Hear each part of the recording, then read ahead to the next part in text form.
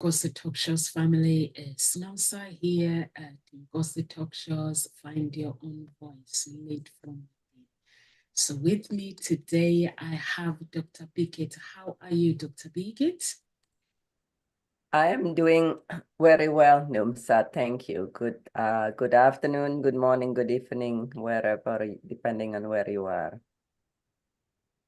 Thank you so much. Thank you so much. So our topic today is why are gorgeous girls perpetually single? And so relationship status is influenced by multitude of factors, and physical appearance is just one aspect of a person's identity. So there are various reasons why some people might be single regardless of their physical attractions. So we will talk about that today, and the mindset, the psychology that goes with it.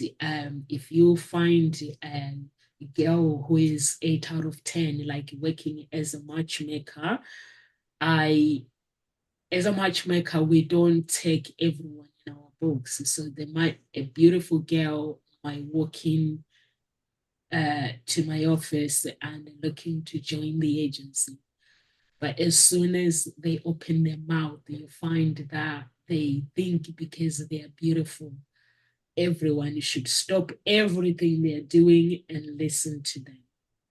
And if you don't listen to them, and if you don't listen to what they want, to them it's like, I am everything that you have ever wanted. No man will ever reject me. This because they're looking for validation. They're beautiful outside, but inside they're looking for validation.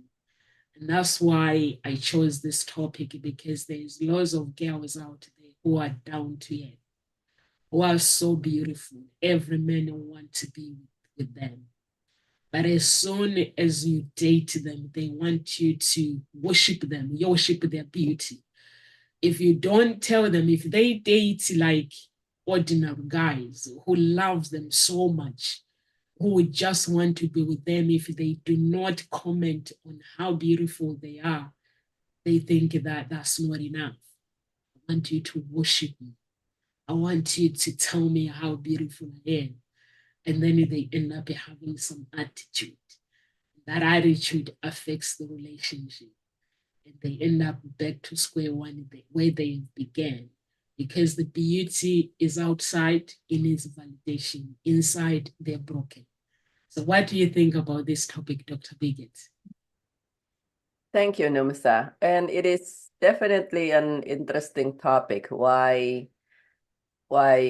the beautiful girl, or why are gorgeous girls perpetually single? Well, for me, firstly, I would invite, or personally, I would say, what is gorgeous or beautiful for you, the listener who is listening to this? What is gorgeous? What is beautiful?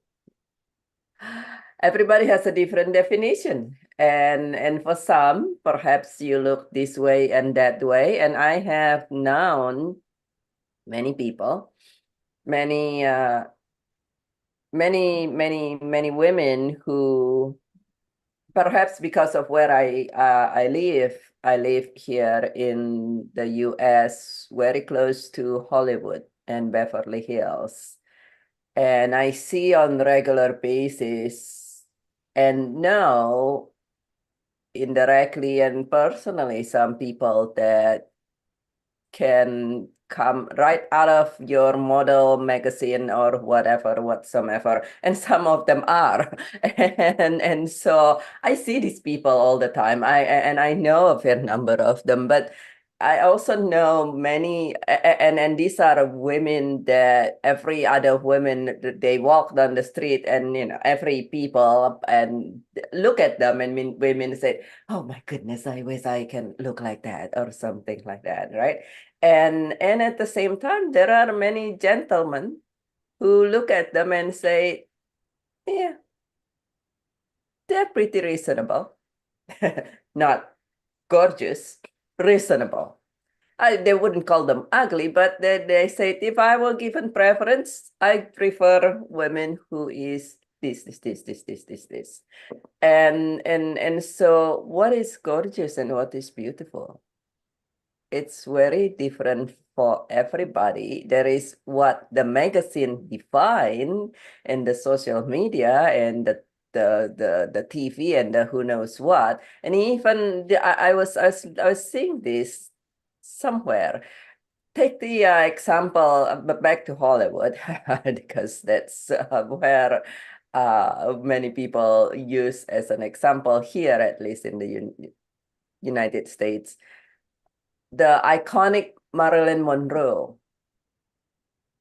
About Marilyn Monroe, she says she's an iconic, she's beautiful, she's gorgeous, she's this. Now, if you look at Marilyn Monroe, she's in good shapes. She seems to be she's in good shapes all along, but she is not skinny like a pencil. That's number one. She's not. She does not. You cannot see her ribs and her backbone on some of her, say, bathing suit modeling and photos and things like that. So Marilyn Monroe, if she were to be alive today, she would have been called too fat. She does not have certain body parts that shall we say being pumped up in certain way. Now, Marilyn Monroe has certain style. Marilyn Monroe also has a lot of confidence. You can see just from the way she speaks, she acts, she turns, and in every way she's wearing, she exudes confidence and she exudes feminine power. And every other persons in the world and a lot of people and call Marilyn Monroe beautiful, iconic, and all on. And then you look at the persons. Some people call Elizabeth Taylor at some point was epitome of beauty. They look very different. So what is gorgeous to you? And then what do you want to believe? Everything that the social media now happen to say. If you look in the 16th, 17th, 18th century, what beautiful and gorgeous women that they call at the time are one that now call probably borderline obese according to magazine standard. And at the time they love women. If you look at the painting and think what they find beauty is there's somebody voluptuous. But just look at Mona Lisa. But the painting of Mona Lisa, if you bring that to mind, she does not look super skinny or gorgeous or beautiful fitting the current standard. So I would say to start with, what are gorgeous or beautiful to you? And for some, myself included, I see beauty and gorgeous not necessarily as an outside thing only, but also, as you said indirectly, Numsa, what is in the inside? Because as a grief specialist, we know, and I have seen many people who come in, and on the surface, they look very well kept and very well put together, and you would call them gorgeous. 8, 9, 10 out of 10. And they are crying inside for whatever reason. And this is proven by science that whatever going on inside will exude out. You've known this. You have had this experience where you meet somebody, they are beautiful, and you just kind of like very uneasy. What's up with this person? Or you walk into a room and there might be a gorgeous couple sitting there. But if there are intense disagreement between them, even if you're not saying anything, if they are not saying anything, you can kind of like, oh, something up in here, but let me get out of this room real fast. And so I feel many people actually, not just I. And if you look at animal, you know how the saying dogs that can feel you and animal can feel you.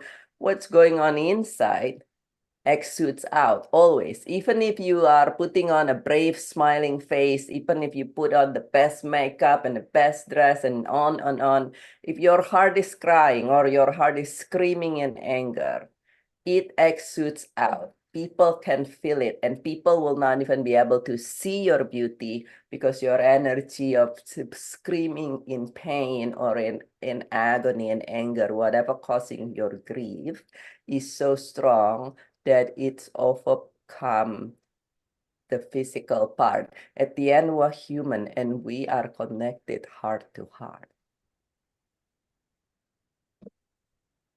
Yeah, I agree with you, Dr. Bickett, when you talk about Marilyn Monroe, and she was a beautiful woman. And for me, when I look at every person, I think they're beautiful because when God takes time to create you as a person, you should embrace your beauty. And the problem is some single girls, they end up blackmailing their men um, with their beauty. It's like the beauty, their bodies or their beauty. Because when people tell you you're beautiful all the time, they use that as a weapon, and that weapon they end up being single and without realizing the struggle, the reason why they struggle, because they want to date guys that they want to uh, the guys that feel intimidated by their beauty. But when they date a guy that he loves himself, that is accepted themselves, and a guy that actually accepts that girl for who they really are, and they tell them they're beautiful, but they're not really worshiping them every single day. They don't feel intimidated by their beauty. That girl can feel very intimidated, like, why is, because they are not like, they don't feel confident, self-worthy, they don't feel they don't feel confidence within themselves. So the beauty to them is they're using it as a weapon. Or sometimes they'll say, I have high standard as an individual person. For me, the reason why I'm single, they will put these standards that they have, which those high standards, they come in preventing them finding true love because those high standard, or completely they have fear inside, and they fear of not finding the right guy, but they are not actually showing it. They're using that high standard to say, I cannot date an ordinary guy. For me, what is an ordinary guy? What is a normal guy? Because when we go to heaven, when we all die, God doesn't care that Bill Gates was a billionaire on earth. If he was horrible to people on earth, he goes to hell straight away.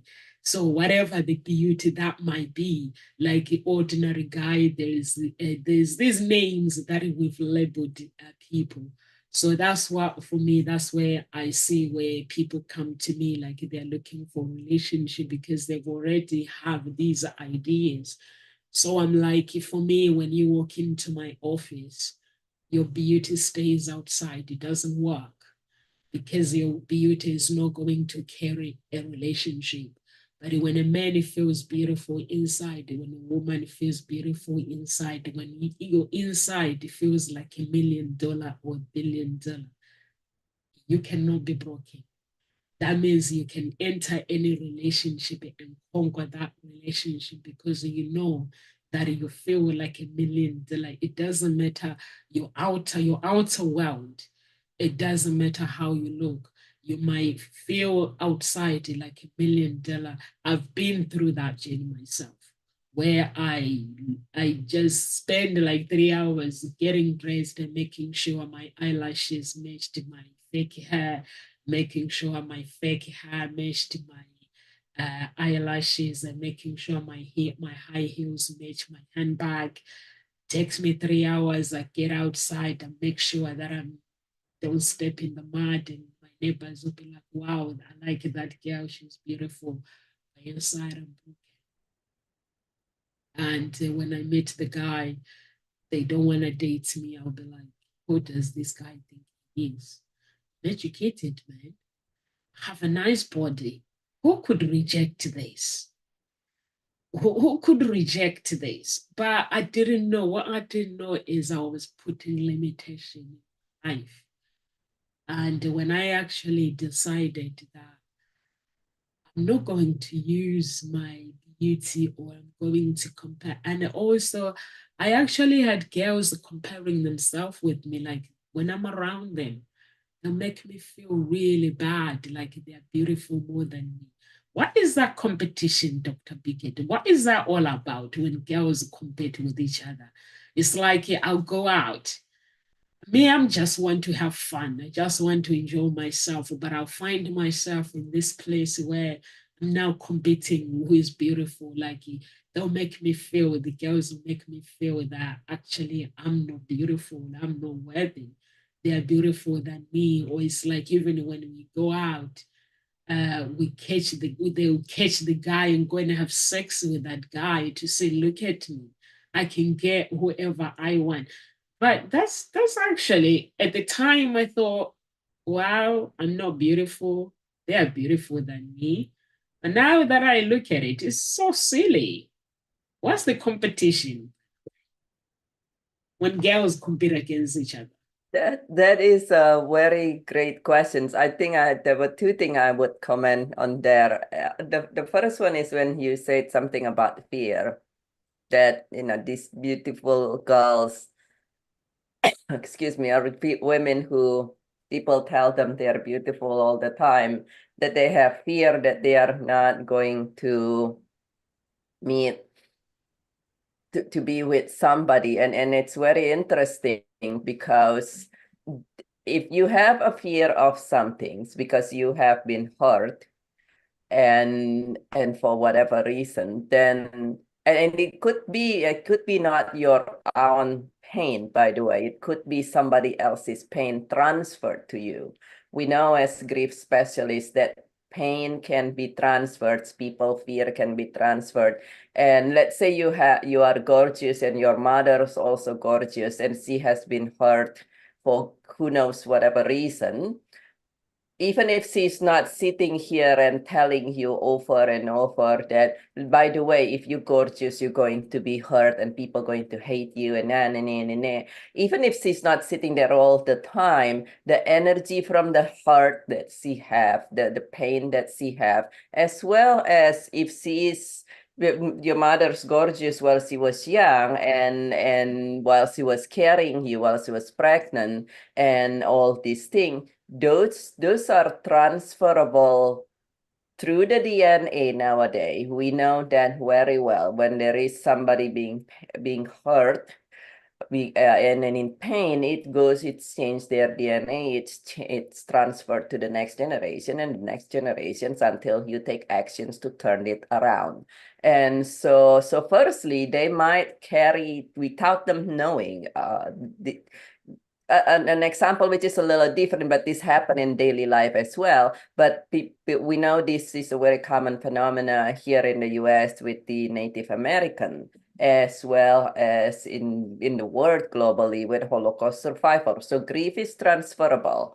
Pain is transferable. So that's firstly, if you're talking about fear, pain causes fear, fear causes pain, vice versa.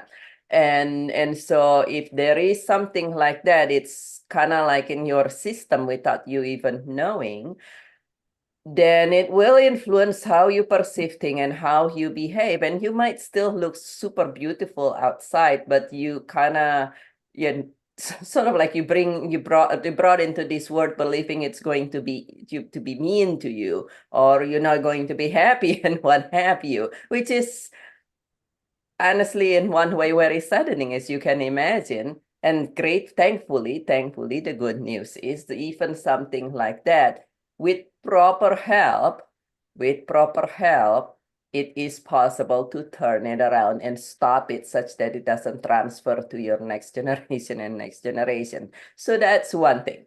The other part is, why do people compare themselves? And I think it's a human nature.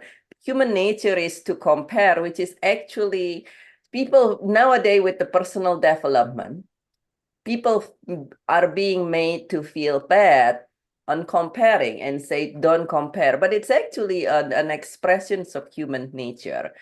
So it is a normal and natural thing to compare. It's almost like grief. People have to learn to, for whatever reason, because when you're grieving, when you're crying, society has this false belief that it's a weakness. Why? Because if you're crying, people say, I'm going to leave you alone. Now, have you ever heard people say that I'm going to leave you alone? And when you say, and most people don't realize that if you are crying and people said, I'm going to leave you alone, it's not because there's something wrong with you. It's because they're not comfortable you crying. They don't know what the heck to do with you. And therefore, they're trying to take themselves out of the situation as fast as they possibly able to. But people, because of the human nature, is to continue to improve, to be as good as we possibly able to. That's actually human natures. Then we have these two things. First is we have a tendency, if some people do something, we take it in as if it's our fault. That's why we have the ability to feel guilty. And then the other part is we also compare, which is actually an expression of natures in human who's able to think and feel to want to grow. Now, two things about that. The personal development studies make it such that it is not healthy to compare, which it is possible. It is possible to make it that it is not beneficial, so to say, for you to compare or for anybody to compare. But the truth is, it's your nature. It's normal, natural expressions, just like being able to be happy, grieving. Those are all natural things. It's a matter of who you're comparing to. Are you comparing yourself to yourself? Are you comparing your action today with yesterday and endeavor to be better today than yesterday and endeavor to be better tomorrow than today? Then that's a healthy thing because it's your way to continue to improve. My significant other says, of all these things, he says, he doesn't listen much to personal development and all these things and what have you. Somebody took him to many people has heard the name Tony Robbins. Somebody took him and gave him a seat on the most VIP Tony Robbins. And I said, so when you get out of it, he was like, oh, I was busy watching people. So and so forth. No, but at the same time, he's actually very much a person who compare, and he compares one thing and one thing only in his life. How can he be better today than yesterday? And what can he do at the end of the day, at the end of every day? He says, what can I what can I do tomorrow so I'm better tomorrow than I'm today? That is a comparisons that beneficial for you. Now, if you start comparing something with the outside, without knowing, and we will never know the full story of the outside. Even if you think you know, you wouldn't, because at the end of the day, you cannot read you don't live somebody else's life. You not touch somebody else's heart. And sometimes we're like, oh yeah, we know, and we talk to such and such of this person and the family member and the whom. You don't. I work as grief specialist. I've worked with many identical twins by now. And it's very fascinating to see how they're identical. They look identically the same. So talking about the outside, they look identically the same. And at the same time, and they are experiencing, both of them have an exact same, they witnessed the exact same experience or went through an exact same experience. And one would look at it in ABC way and feel ABC, and then the other will feel XYZ and look at it in an XYZ way. Identical twin in the same moment, in the same room, everything the same. So you will never know And so if you compare yourself to the outside, which is also still an expression of your system, kind of like your human being wanting to grow. Now, depend on how you're doing that, it might not necessarily beneficial for you. It might be only destructive, depend on what you're comparing and how you compare that. It's one of those things that if you say, oh, wow, okay, look at that person. Her result is ABC and my result is not. What can I do to be this and this and this? And that could be a healthy comparison. If you say, oh, look at that person. She's always in good shapes. And I know that I'm medically unhealthy for ABC. Perhaps your weight is at the point that it's weighing on your joints. Perhaps some other situation there, and use it as an inspiration to say, okay, well, what can I do if I want to be this healthier, if I want to be this way? I do Pilates, and I happen to be quite flexible, not flexible like your plastical or something like that, but I'm considerably, for most people, even for the Pilates instructor, they are as many of them find me being more flexible than them. And so some of them are inspired. They say, oh my God, look at that. Look at you are able to do that. And many of us know that those are partly genetics. And they say that that's a little bit genetics, but some of them, it's inspired some of them. Some of these instructor, very advanced, high level Pilates instructor, and they say, you know what? That made me realize I could actually be a little bit more serious, and I could be this are the instructor. I could be doing this and this and this to be a little bit better in this way and to be more flexible in that way, and so forth and so on. And so in that scenario, it's a good comparison. They don't sit there and beat themselves up. They don't berate themselves, but they just say, oh, okay, this. I met a person quite a few years back who look at me, and for the Asian community, I have what people call porcelain skin. And for the Asian community, it is something that every other woman wish, and just as many strive, and to the point that they do all sort of things to make their skin to look like porcelain skin.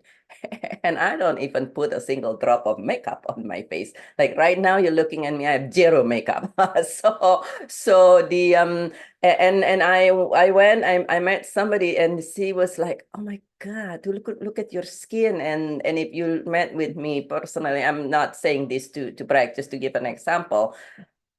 People see the certain thing that many people want, and this particular lady, she said, let me ask you, can you just tell me honestly what you do and this and that? And then she discovered that one thing that I do is I don't eat a lot of sugar. I do eat sugar, by the way. Don't take me wrong. I do eat cookies from time to time. I do eat this and that. So I eat chocolates every day. And so all these things. But there are certain things that she discovered when she speaks with me. She said, actually, those are healthy. Those will be healthy for her to do. And I do all these things I do and don't do. It's for my health. And she said, you know what? I want to be that way. And so she started doing certain things differently. And we met again a couple years down the road. And she looks different and she feel different. And she said, look at my skin. Look at me. And she said, I know I'm not bragging, but I was like, you look wonderful. She said, yeah, I follow what you said.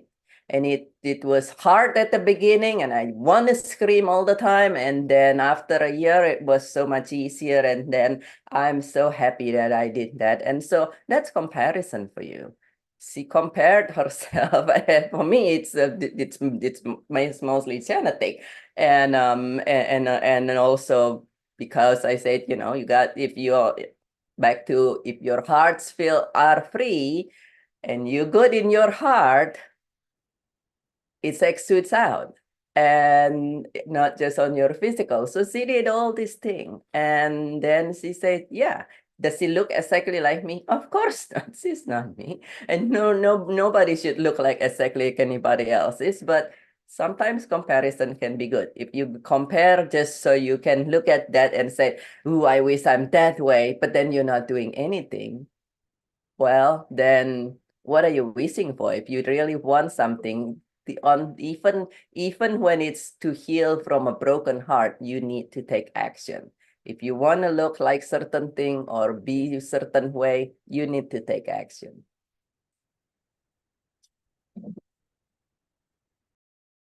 Dr. Bigot, but sometimes some people want validation, some people that like to compare their lives with other people. I've left those kind of people behind because I find myself in a relationship with girls. I grew up anywhere. My friends were boys. I started having girlfriends in the UK because I was like, when I think I was 27, I was like, let me have, because I've got my daughter's 28. I was like, let me start having girls friends so I can have a chat with girls. But most of my friends were boys. And the boys that I was friendly with meant they were the girlfriends that I would be friends with, they would be my friends' girlfriends' wives. So the reason is simple with boys, there's no complication. Life is straightforward. And you live a free, competitive world if you hang out with boys. So that's what I did when I was boys. I go climb tree, I play football, I do whatever I want. They're never gonna judge me. They're my brothers. But with girls, it's all about competition, and that's why sometimes they struggle to connect, to find love, because in that relationship where they are in, when a guy goes out, they'll find a beautiful guy inside out, because what they think is the reality that men like they use their beauty to catch a man. And when a man now start committing to them, when they go out, like, who are you going to see? And to them, they think they're going to see other girls, but that's not the case. And then you find there's some girls who are completely different. They're beautiful. They have everything, very educated, but they use this thing of I'm high maintenance. For me, when a woman comes into me and they tell me, no, I'm high maintenance, when you find me a guy, I'm like, please elaborate. When you say high maintenance, please tell me what you're looking for. So I'm like, number one, my guys are already educated guys. They are millionaires. They have everything. They are successful. So when you tell me you're high maintenance, so tell me what you're looking for, and they'll tell me I'm looking for this. But I'm like, that's got nothing to do with a relationship. I'm like, when you want to date a man, it goes deep. Or a man who walk in and they're like 60 and they tell me, no, I'm looking for a 20-year-old. I'm like, what are you going to do with your daughter? That is a child. You want to date a child? And they're like, yeah. I'm like, you mean you're looking for a supermodel? Not a relationship, really, basically. Because if you're looking for a relationship, you'll be looking at somebody half your age or 40 or 50, no 20 or 19-year-old. So I don't serve those guys as simple. There are some guys who likes younger age because they relate to the younger age. But anyone that I sense that they have fetish, they're just looking for girls to pose. They don't understand what relationship is about, because looks, they change. To me, if there is any woman out there who has ever used her look to say, you know what, guys, I am beautiful, you can have me, or you can't have a girl like me, don't use that, because the looks, they change. They fade away. Looks fade away. We get older, as we get older, things change. So what I can do is, girls, what's on the inside of you? If a man wants to date you, that's why you see a girl that they call an ordinary girl is married with children. Because that girl, she's been told that she's ordinary. She's not beautiful. But is she saying to those people that have told her that she's ordinary, she's saying, no, I'm not ordinary. I'm beautiful. I know what I want from a man. I need a man that knows what he wants, that knows how to look after him. A man that has goals, a man that has a vision. When I have children, I need a man that wants to have children. If I don't want to have children, I need a man. Those women, they know exactly what they want. That's why when you look at beautiful girls, they're like, but she's just ordinary. What does he see in her? He sees something beautiful that people don't see in her, which is the inside. For me, I would say if there is any woman who is single out there, if you're educated, you have everything, make sure that whatever you have aligns with the outer world. Your inner world aligns with your outer world, because when it comes to beauty, there are people who have degrees, who are high educated, but they're single. They've worked so hard. They're like, no, sir, I don't understand why I'm single. And then you meet girls. There was a girl that I met a few months ago. She's size 14 or size 16. I spent time listening to her telling me the reason why she's single. I think she believes that is because she's fat, and man likes beautiful girls. And I was like, girl, get a life. Honestly, I was like, get a life. And I said to her, I actually took a picture of her and I showed it to her. I was like, you're beautiful. You are beautiful inside out. If you don't see your beauty, no one else will. Because when we get to the real world of marriage, honestly, any man or any woman that is watching, they can tell me that Nomsa, marriage goes deep. It doesn't. Your beauty is the last thing that will work in a marriage. Honestly, if we talk the truth, relationship requires hard work. Whether you're beautiful, you're not beautiful, you still need to learn the skills. You still need to learn how to look after your children, how to look after your men. You still need to learn how to put yourself first, your needs, how to communicate your needs. There's so many things that you need to put. So when I was looking at this topic, I was like, there's so many people that are affected. Even my stylist as well, she used to have that mindset. She'll be like, Nomsa, who reject this? I'm beautiful. She'll come into the office and I'm like listening to her. And she'll be like, I have told this guy. I was like, stop telling the guys off. She'll be like, I've told this guy off. I've told this one off. I've told this one off. She will ring me and say, I've met this guy. He doesn't understand. He doesn't even understand how to approach women. And it's just his language. I was like, stop telling men off. I was like, you need coaching, because comparing our lives with the other people, like Dr. Pickett was saying, is a thief of joy, guys. Thief of joy. You steal your joy, because the man that created the earth, he created us all in one level, same level. When you enter heaven, third heaven, God will send you to the second heaven. He doesn't care how beautiful you are. If you did not serve him or you don't belong to him, you say, I don't know you. Then you go to somebody else. Some of you guys have heard me talking about surviving my human blood sacrifice, which someday when I have the courage, I'll talk about it. When God saved me, it was never my beauty that made him come to my aid when I was put on the cross of death. He came because of what was on the inside of me. I was like, I needed to survive.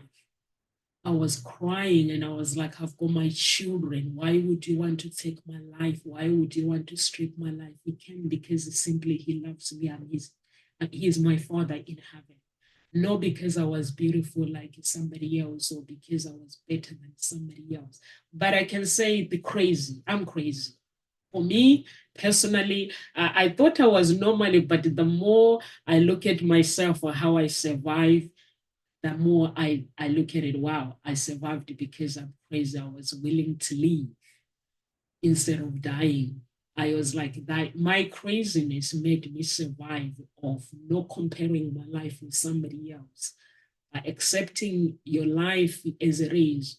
And when you put yourself out there for dating girls, gorgeous girls, you're gorgeous, you have to feel like $1 billion inside and outside. But if you feel like $1 billion outside and inside, you don't feel that way. That chases men away. Because whenever you meet the guy, the way you communicate, I'm a matchmaker. There are some girls that I don't want them in my books, simply because you have to have, as a woman, women, we are all intelligent.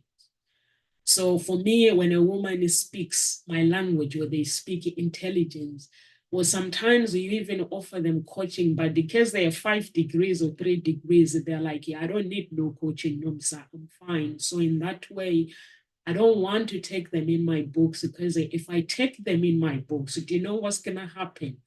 If that woman is worth millions, I take them in my books, I charge them, I match them with a guy who is not a millionaire. In 3 years' time, they'll get married, or 2 years' time, they get married, and the guy will take her millions away from her because the marriage will not work unless they sign a prenup. So it's very, very important to actually have skills. When you enter a relationship, make sure you have relationship skills.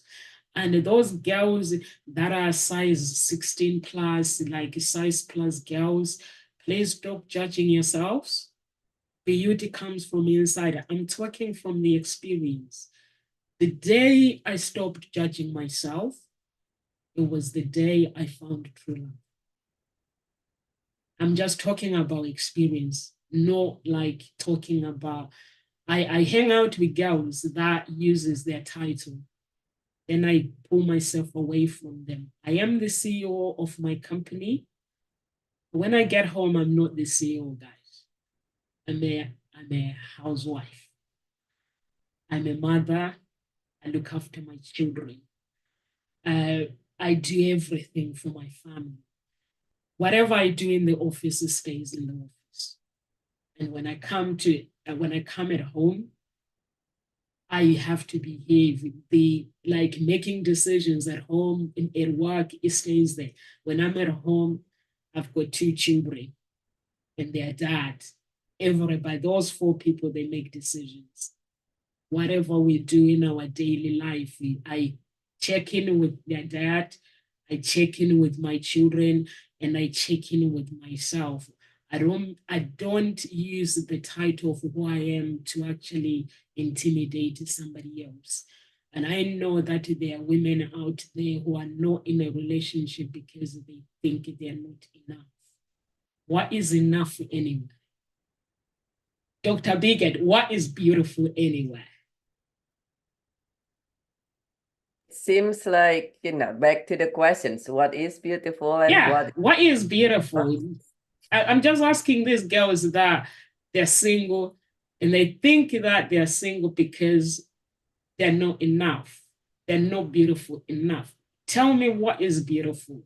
And there are these men who are single, they think they are not enough.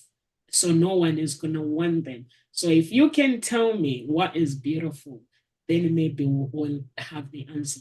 For me, I'll say you're single because you're not met the right guy.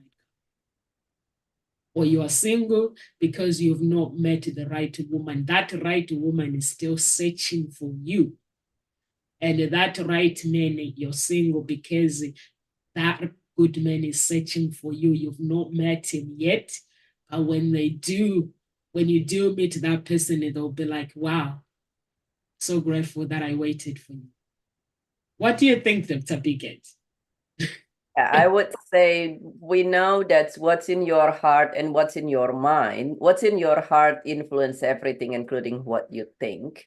And we know that everything that you think influence your results. So what's inside of us, if our heart believes somewhere in there, even if you say an affirmations to yourself a million times that I am this and that, and your heart believe the opposite, some people call it the subconscious, but it's also your heart, believe the opposite, it doesn't really mean anything. But then also, even if you don't say your heart and your mind believe, well, if I look this way, whether it is you because you are beautiful and you have size, you wear size 0 and look this way and look that way and then and therefore you are beautiful, but then you believe that, oh, any beautiful women, uh people don't want to have serious relationship with them or something like that.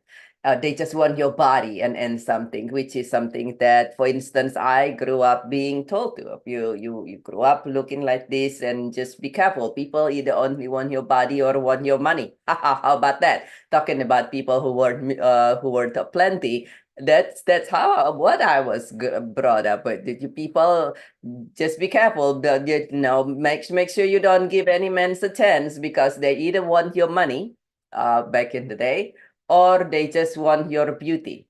And so it's like, oh, really? That's the if you believe in that, if you believe that, how would you ever be close to anybody?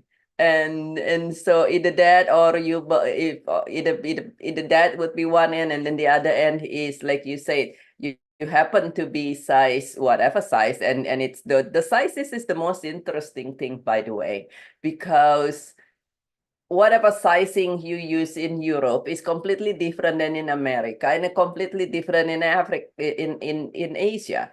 I've been through all these places, and it's like size, let's just give an example of size 6 in the US is completely different than in the UK, different than in Europe, different than in Asia.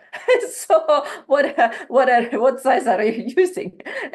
And so, but let's say it is somebody who believes that they are bountiful, and therefore they believe they're not beautiful. Well, then again, if that's what your heart believes, perhaps because somebody told you and then you decide to believe that person, or because something happened in the past, or perhaps somebody be in your generation past is that the believing that way, and now the grief and the hurt and the pain is being passed to you, then and then therefore your mind believe that in your subconscious, you say the million affirmation, but it still doesn't work. Then it's back to what's inside out, and what is inside. I know many gentlemen who find women who are, the women call themselves, I am to this and to that, which is not in the best way, and their significant other say, I just love it as it is and perfect as it is. This is a funny, or not funny, but interesting example in that. So I grew up being told, one of the things, depend on who's looking, who's talking, by the way, to start with. But one of the thing I also was told was that I have big, ugly legs. And my legs looks like those pedicab cycle drivers, where they have big giant calves. And so there was a part of me that when I grow up, I believed that, and I was very ashamed with my leg, to the point I will not wear skirt. I don't like wearing long skirt, because I also was told that I was too short, and wearing long skirt will look completely ugly with me, which nowadays you'll see that I wear a long skirt all the time. But anyhow, so I didn't want to wear a long skirt. I didn't want to wear a short skirt, or shorter skirts where you can see my leg, because it's supposed to be like so horrendously ugly. And I I will never wear a shirt for whatever reasons that you paid me, even if you paid me back in the day. And so I will always wear trousers. There were a part of my life that I would always wear trousers to hide my legs. At some point in my life, I heal that wound. I heal that pain. And I learned to love my leg and embrace them as they are. And actually, I'm grateful for them. At some point, I even not only I released that, but I'm grateful for them because I started dancing and I started hiking. And guess what? Having strong leg with strong, big, strong muscle is very useful when you're dancing and hiking. And so I said, thank goodness for my leg. And so with that, back in the day when I used to dislike my legs, I attracted people who are uncomfortable, firstly, with their own legs, and secondly, who also agree with me that my legs are too bountiful. And when I changed that, my significant other now find my legs one of the most beautiful thing with me. That's his like it's a very open communication. So he would say, this is the part that I like the most. This is the part that I like the least. And the legs, one of the things that initially attracted him to me, and he's a very successful and on and on and on and person and all these things. And one of the things that attracted him to me is actually my legs. That he said, I just love your legs. Why? Because I love my legs. I love my legs as they are, whether you perceive them as too big, too small, too skinny, I don't even know. It doesn't matter. I just appreciate them and I love them. And you attract a different type of people based on your inside.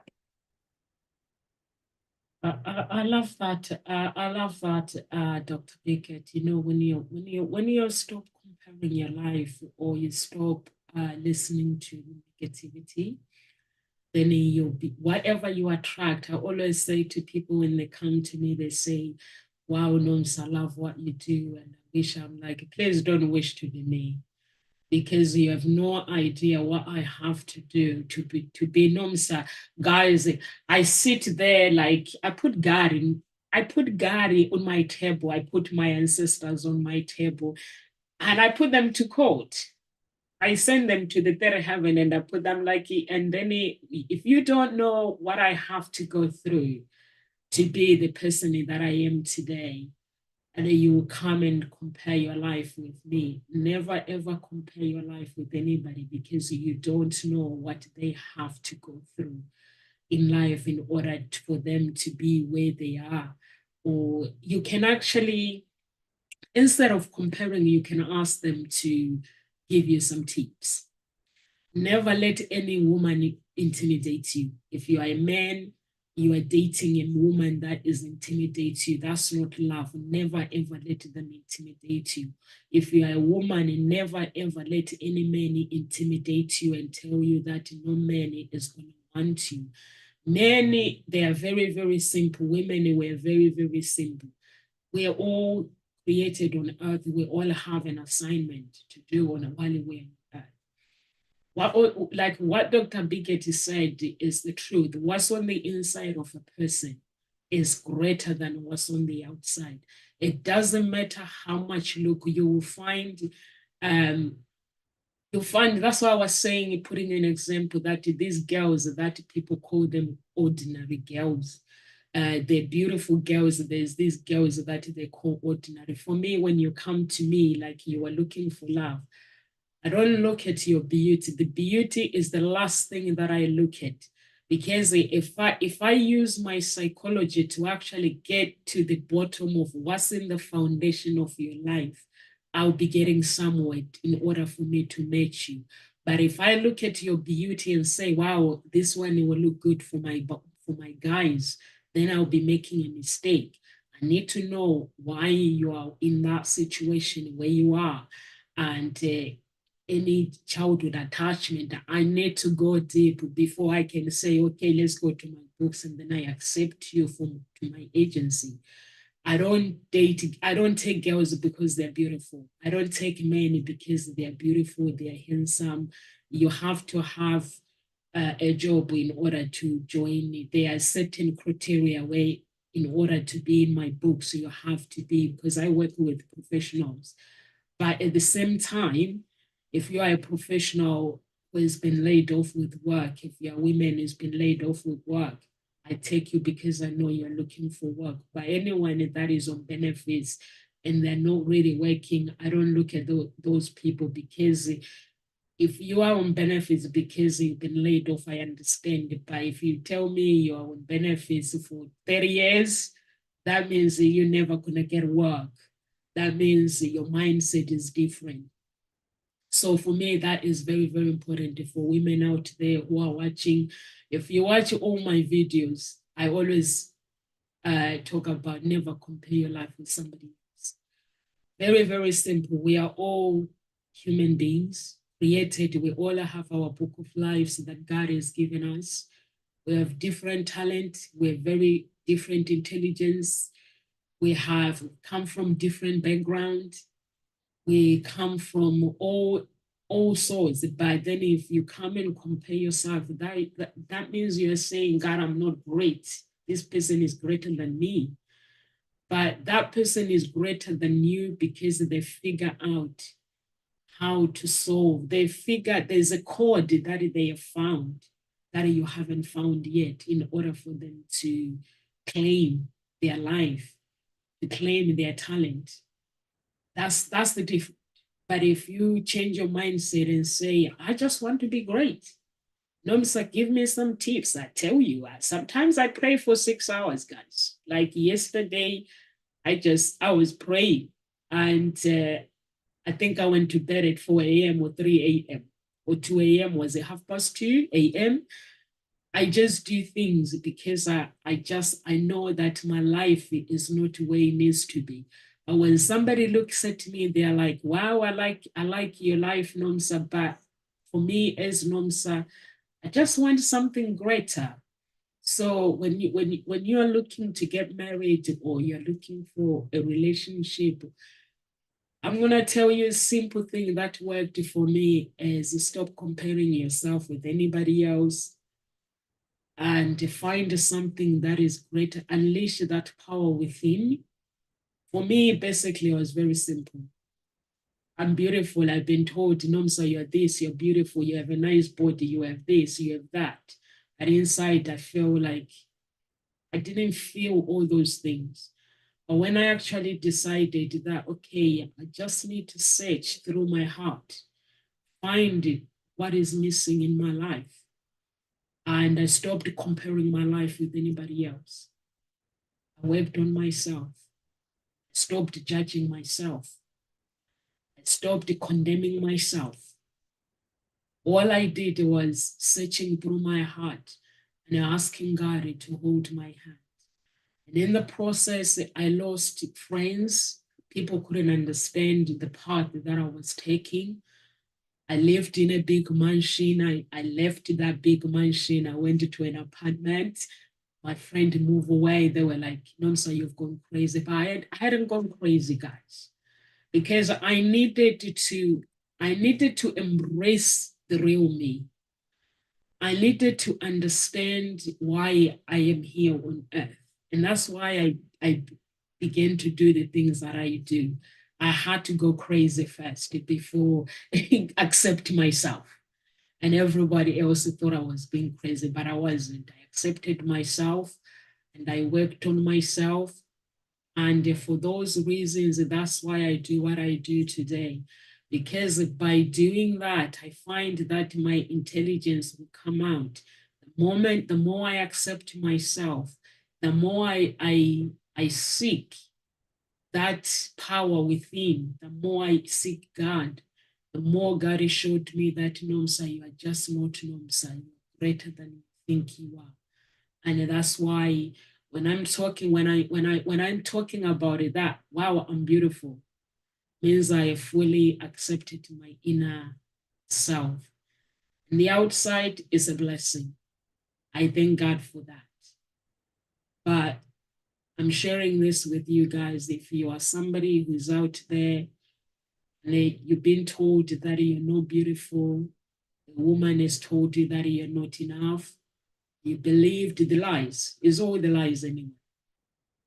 The truth is, we're all beautiful. We all, in our own way, by the way, guys, we cannot be the same. It's like I'm here doing life. What's your talent? Maybe your talent is something else.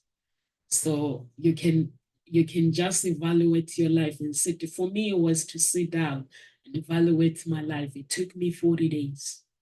40 days, like Jesus fasted for 40 days. I fasted for 40 days. At the time when I made decisions, I didn't know what I was doing anyway. But I got there in the end. But when I actually connected to my inner being, I never looked back. And I never regretted my decisions. Every decisions that I took, I look back and I say, you know what? I'm so grateful to God for giving me that opportunity to find myself. And when I met my spouse, 6 months later, he looked at me in the eye and said, Nonsa, you are not fake. And I was like, no, I'm not. But then I had to ask him, why do you say that? He said, Nonsa, everything you do. Guys, when I'm saying do not fake it, do not compare your beauty with anybody else. It means Dr. Bickett, she says she doesn't wear makeup. It means when you don't have makeup, people will not be able to recognize when you're wearing makeup, when you're not wearing makeup. Because of that beauty, because of that smile. When you smile, I smiled with grace. I walked with grace. Whenever I go on stage, I dance with grace because I'm no longer dancing for anybody. I'm dancing because I feel good inside and God is holding my hand. And when I walk, when I go to a restaurant, I taste food with grace. If the food is not cooked properly, I'll call the waitresses and tell them, could you please take this food away and replace it with somebody else and explain it nicely and politely what is the problem. But before I go to a restaurant, if they give me cold hot chocolate, I'll just drink it anyway. Don't like confrontation. I'll just drink it. If the food is not cooked properly, I'll just eat it because Nomsa does not like confrontation. But I changed. And I changed for better. My beauty was no longer my weapon. The love is my weapon now. Love for me and love for the people around me. If you come in and you tell me that you give me some attitude, I'm like, oh, wow, one of those that are delusional. This world is a beautiful world. Dr. Biget, do you have any words of encouragement for our audience that are watching? And most of those girls that are beautiful and they're single, and we can include guys, can we? And the guys that are beautiful, they're single and they're struggling to find them. And also the other thing as well, I was talking to one of the coaches the other day, said, Nomsa, I was talking to my spouse and I said, can you give me honestly evaluation? If you were a girl, you're not dating me like you met me on the street, what would you think of me as a person like you before I approach you? And she said, her partner said, I'll think you are a player. And I just laughed and I just laughed because when I met my spouse, every picture, when I put a picture on Facebook, what I would get with my family, everyone would be like, he is a player. He is a player. So then I was like, I didn't take that notice. I was like, these people, they're crazy. And then when he said his spouse gave him that evaluation, he said, no, sir, it hurts. He hated me. I gave her a good evaluation, and she gives me evaluation of if she looks at me and finds me on the street, she would think that I'm a player, but I'm an honest guy. And she was like, that is an honest evaluation. But even if it was me, a meeting like Dr. Bigot, if you meet a guy, goes to the gym 7 days a week, they very good looking, what would you think? They're a player, but they're not. I've learned this the hard way that I'm sharing with you guys. If you see a beautiful girl, don't judge her by her looks.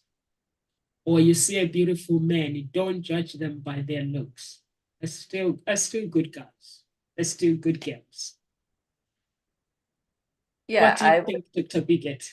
I would say, as you say, the message that I have is, if you are single and you are beautiful outside, but you are, and you believe, and because you might be beautiful outside and you don't believe it, which then also fall into what I'm going to say. But let's say whether you beautiful outside and you believe you are beautiful, or you beautiful externally and you don't believe you're beautiful, in either case, then look inside, because what's inside exudes out.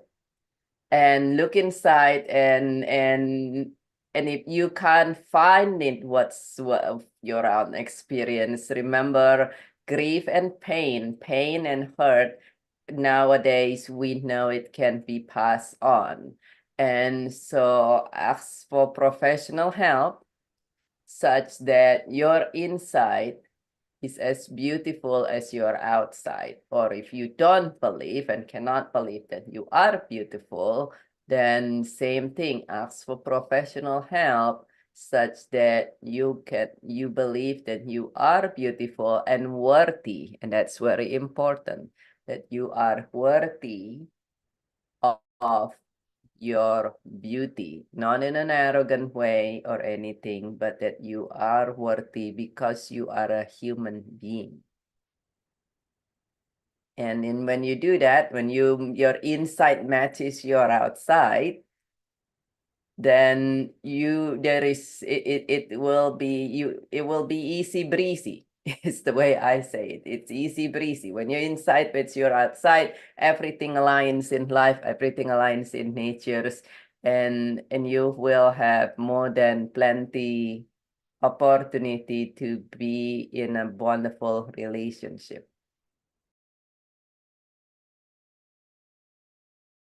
Talking about grief can be passed on. Can we have a specific topic about how grief can be passed on? You're muted. Sure, we definitely can. Not today, but Not today, not today. Yeah, I've just wrote down as a reminder for me that I think we should, because you keep repeating it. So I'm like, the audience, they need explanation how grief can be passed on. Anything can be passed on, even rejection can be passed on as well. So I think, yeah, we need to have that topic specific so we can go deep.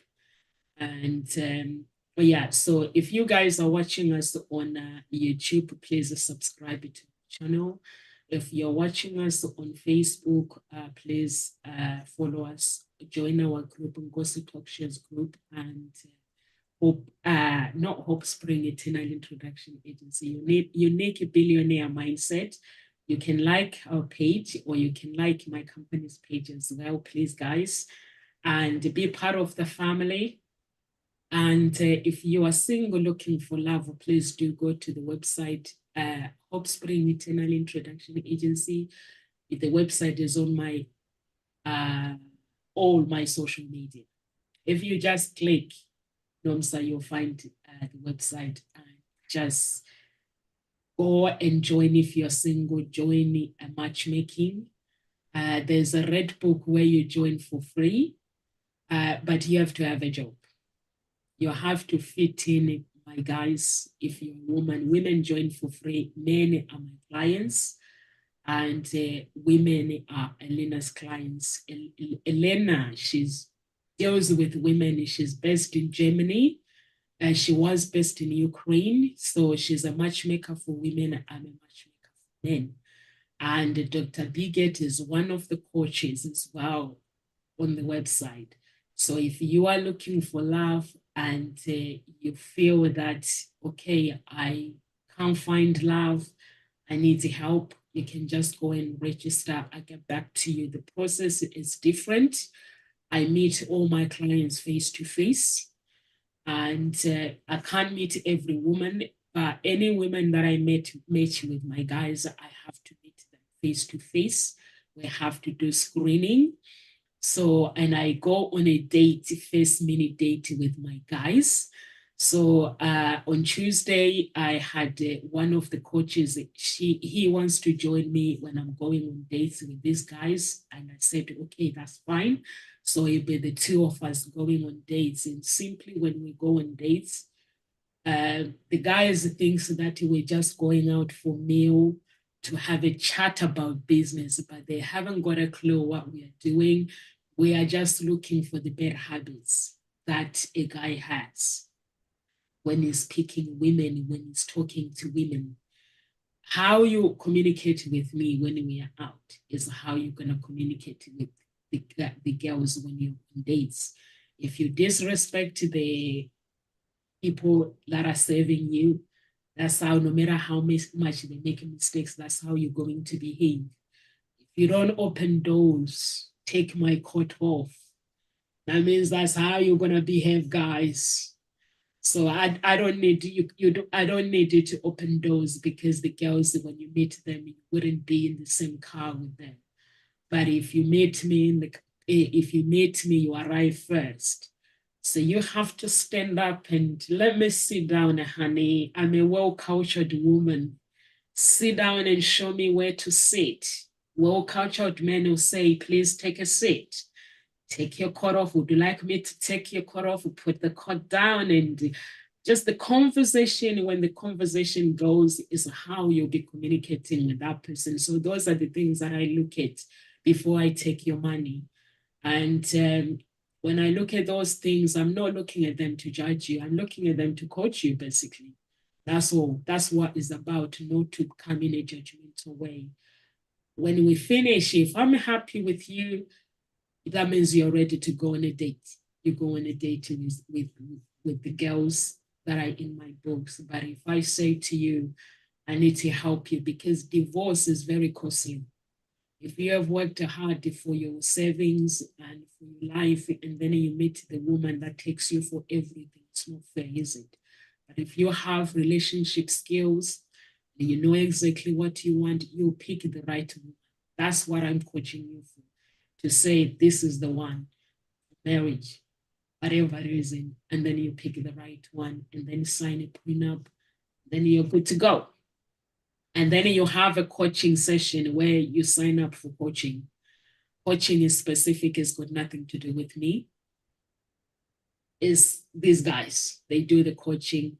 Something to do with me is if you're looking for love, that's where I coach. That's where I come in. I'm a psychologist. I'm a love harmonist. That's where I coach you. If you want to find love, or it's simple, if you are in a confused.com.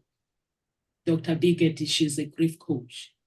There's other coaches as well that specialize in everything, in different things, different department. For me, I specialize in confused.com, not knowing what I want in life. I'm lost. I don't love myself, all those things, or childhood attachment.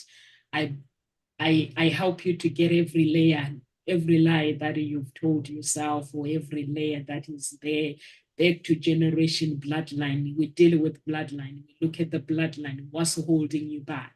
Sometimes it could be like mother, like daughter, like father, like daughter. We get rid of that. And what else do we do? And then we have a boot camp, guys. We're gonna start doing boot camp. Bootcamp is a very, very intense thing where practicals, you travel to where Dr. Bigger is in LA, or we'll go to Italy or any other countries or Africa, where we just go to this place.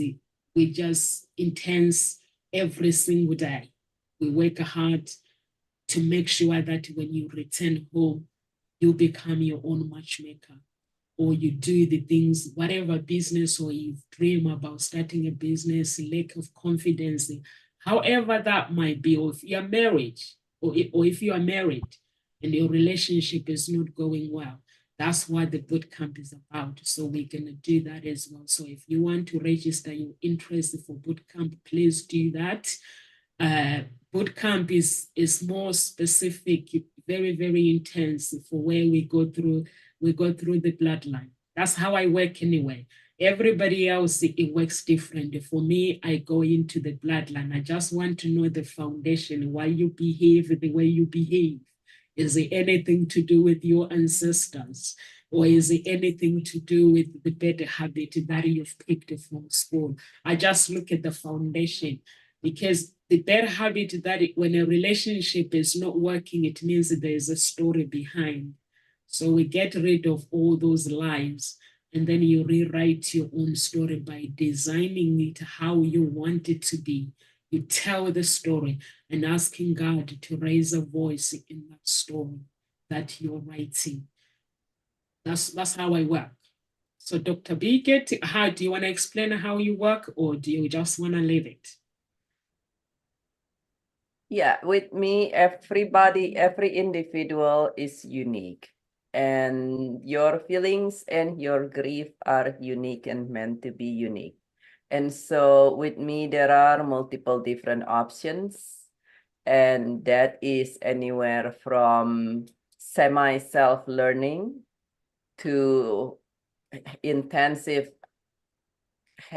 very intensive service, so to say. And what you think suitable for you based on your experience and your grief might or might not be what's suitable for you. And so with me, I would strongly recommend to connect and we discover together what works for you that is also going to be effective and efficient. So with me, it's everything's different.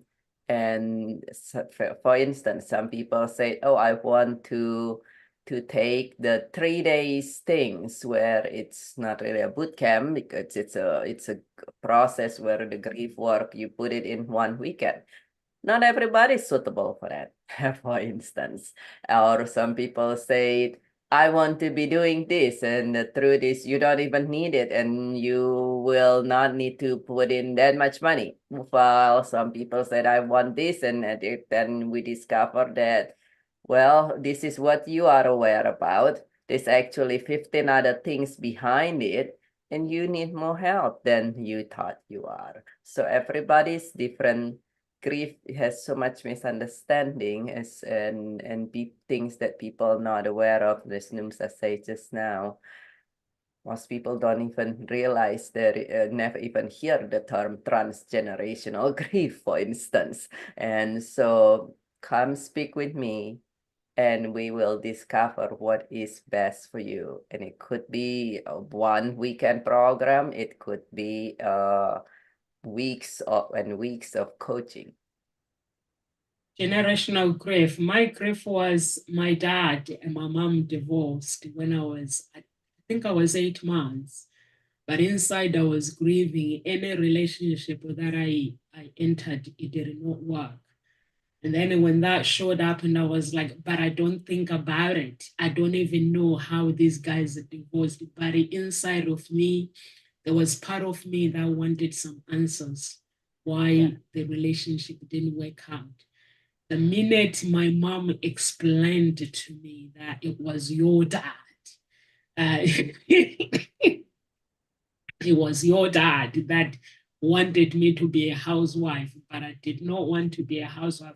The minute she explained, that code was broken, because I was in a journey where I was working on myself. And when I was working on myself, I find that came up that I'm grieving. I need to know why my parents are divorced, the inside, but in the reality, I didn't want it, but in my subconscious mind, it needed those answers. But then I asked my mom when she told me the story. I came to a place where I connected with her umbilical cord to say, I hear you, I love you. And speaking to my dad as well, it was the same thing where I realized they didn't match. They were together, but two different people. My mom wanted to go back to school. She had us when she was young. She needed to go and study, and which she did. She became a fashion designer, and my dad wanted to be the man, but that's not what my mom wanted. But my subconscious mind needed some answers. Like what Dr. Biggett is saying, like generational, I was grieving. And when I came face to face with it, I was like, but in reality, it's not something that I need to know. But my subconscious mind was crying to know the truth. So that's what life is about. Or sometimes you'll find that some people don't have these generational things. They don't have relationship skills. That's why relationship don't work, because our generation, we want ready-made relationships that comes with the wrapping paper. When we open it, there's Romeo and Juliet. And if you ask somebody who's been married for 40 years, 20 years, 10 years, they'll tell you a different story. Romeo and Juliet in reality don't work. So that's why we teach you at Hope Spring Eternal Introduction Agency. So we're gonna have to go, guys. Have a lovely weekend. And I hope you guys have some exciting things for the weekend.